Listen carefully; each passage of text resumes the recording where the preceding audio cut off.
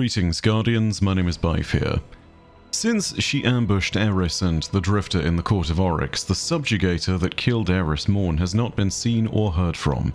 When we observed and inspected them within the battle that followed, they were identified only by title, and so their identity was mostly a mystery. I now believe that thanks to Sundered Doctrine's lore, we can not only identify this creature, but I believe I can also confirm that they were the first subjugator. Their name was Kater, the first of the Reshaped. Today, I'll be telling you their story, as best I can from what little information we have. So, where should we start? Well, on the Dreadnought when we fought the subjugator, its full title was simply The Resonant Knife, First of the Reshaped. That bit at the end, First of the Reshaped, is what really starts to give us our hint as to her identity.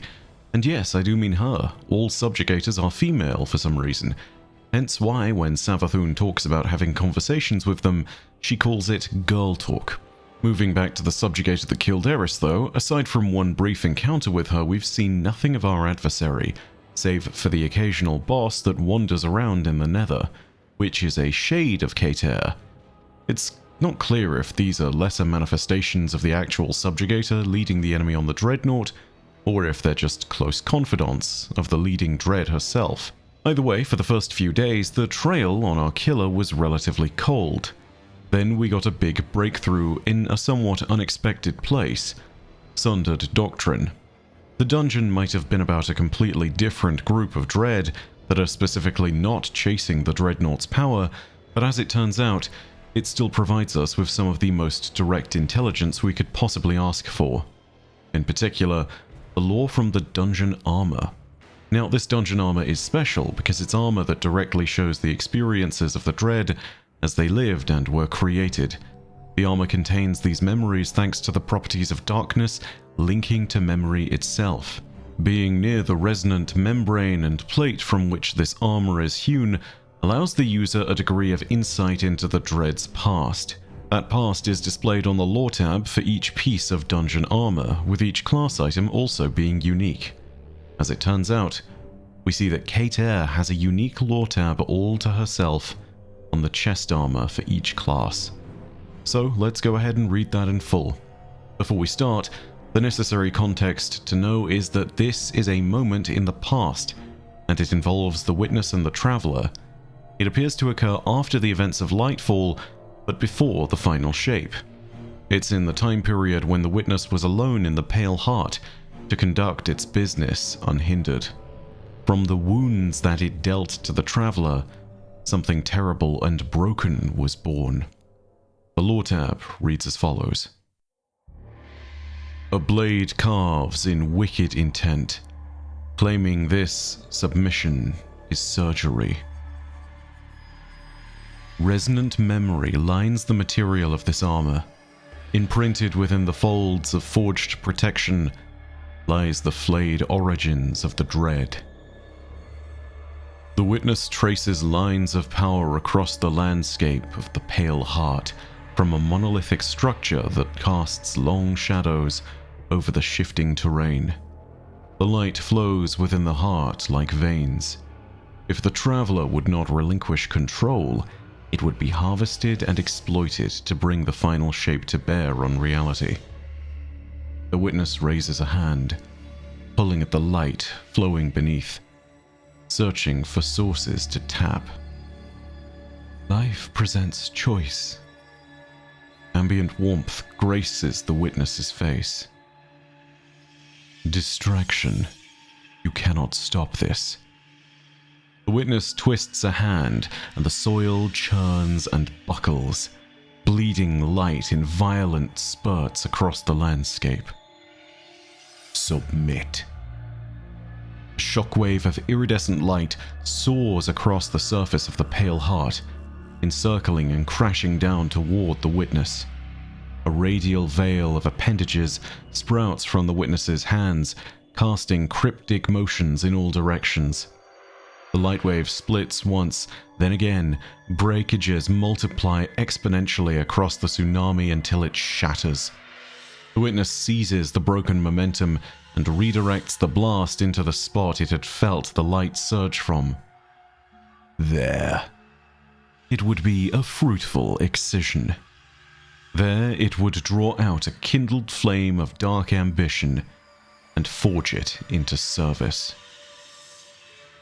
Do you persist out of hope or fear? The witness looks to the terraformed impact site of the Traveler's blast. This continued, meaningless flailing. It is useless, but you must try. All life understands this law, to thrash against extinction. Now you too feel our burden. We have pursued you to share this gift with you. Are you not tired of this instinctual resistance? Do you not cry out for salvation? It is here. Scars pock the pale heart. The traveler bleeds, and the carving, the excision of light to bring the final shape to bear upon reality, is far from realized.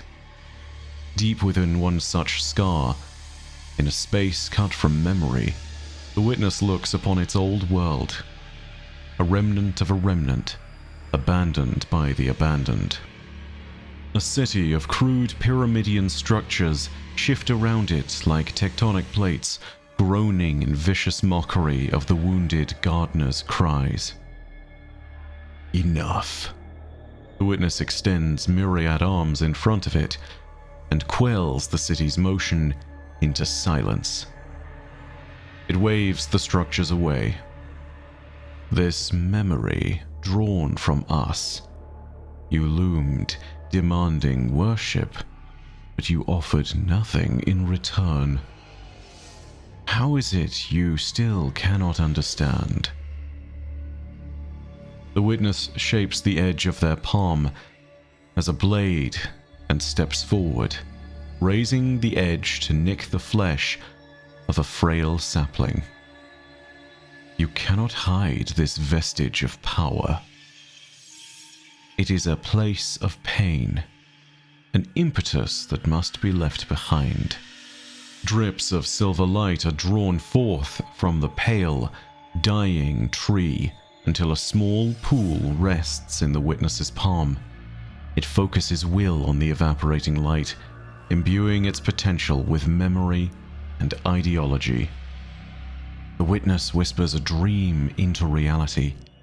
The light surges, and, for a moment, they stand among their people, separate, alone, within the possibility of the past before its sullying. Static, droning contentment. The traveler above.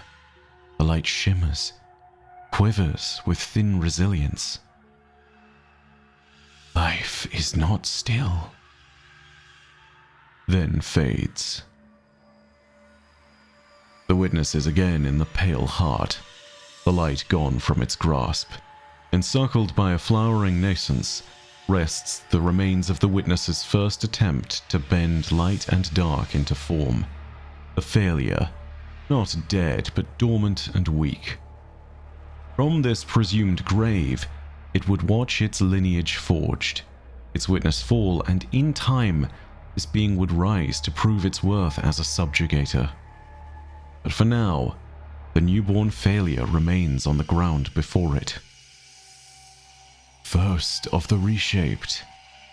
Kater, flame from resonance. Prove your existence by escaping this death.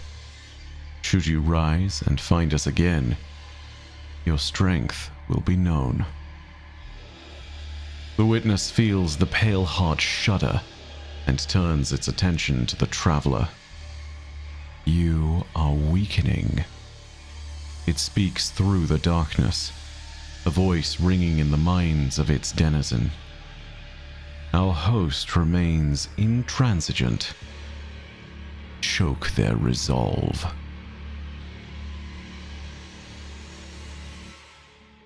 So, Kater, this character who is identified as a subjugator, is also given the same title as Eris's murderer, first of the Reshaped.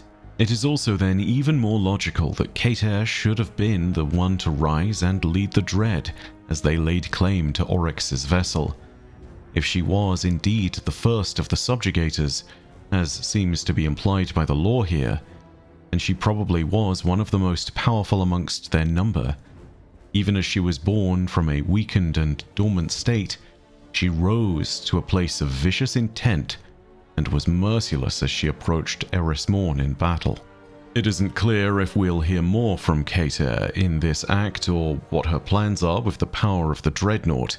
Perhaps this doesn't matter at all next to what I'm sure is what most of us consider to be our true objective: vengeance for Eris. If we're going to obtain that vengeance, though, we now at least have a pretty educated guess on the killer's identity and an understanding of why they are powerful enough to lead the Dread here. First of the Reshaped, Flame from Resonance, and now they also bear a new title, the Resonant Knife. Once again, though, I must ask, who bears this knife whose name is Kater? Does it perhaps seek one who might wield it for its own purposes? If so, what bearing will that have on our plans and on Kater's intentions? And why did they go to the Dreadnought seeking power? Only time will tell, but I imagine the story that's soon to drop is going to give us a little more context on our killer. Anyway, that's all from me for now. I hope you enjoyed the video. If you did, go ahead and leave a like, and also remember to leave your thoughts down below in the comments section. And of course, if you want more lore from universes near and far, go ahead and hit subscribe and the bell next to subscribe to turn on those email notifications. But as per usual, know that your viewership as always is quite enough for me, and that in the meantime, my name is Bife. Rodacia Arastra. I'll see you, Starside.